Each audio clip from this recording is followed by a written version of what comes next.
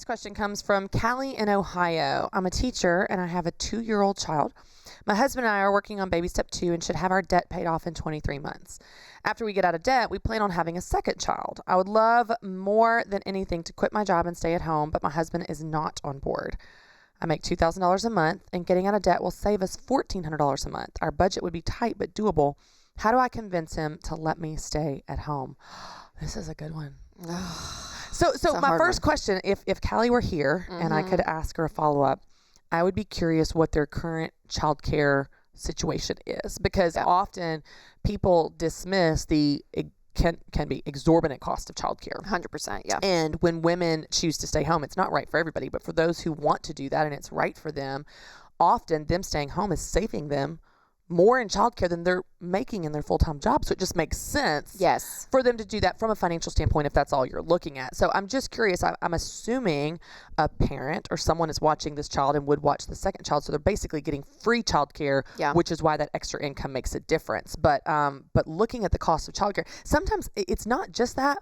But man, I've noticed with Matt, Rachel, he is so factual and so logical that I can talk at the feelings level and he's just like, okay. But when I talk numbers, he seems to connect. Yeah, he connects more. So I would say that looking at the numbers and talking about that. Now, if that's not an equation, one of the things that I've always done in any conversation for that matter is you really speak to the why. Why you want to, why it's important to you. And that can again bring a deeper level to the communication, to the discussion versus staying at the surface where people kind of miss each other. Absolutely. And I think that connection point is key. And so for you guys, I think you're right. Mapping out the numbers, which I think is one way to get a husband on board of just getting out of debt. That's a question we have a lot is how do I get my husband on board or my spouse on board? But when you just look at the time frame, you realize, okay, it's not that long. In the grand scheme of life, right? Maybe 2-3 years, 18 months to really buckle down and get rid of this debt. And then when you are debt free, it does free up the options and it does free up. And what she was saying of how much they'd save a month versus what she makes a month. I'm like, man, you could still quit your job and be able to save that amount of money when you don't have the payments. And so it is. It's such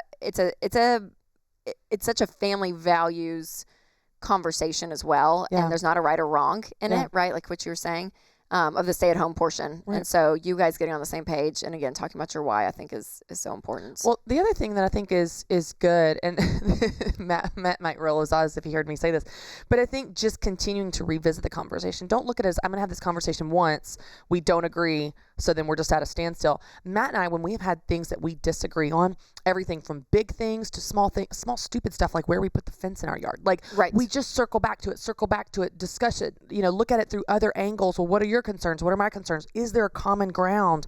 When you just continue to work through it, oftentimes you will find how you can come together. But if you see it as, well, we talked one time 6 years ago and he said no. Well, we got to be a little more persistent than that. We got to keep working on it, care enough about your relationship and being on the same page and this decision to continue to work through it and try. Absolutely.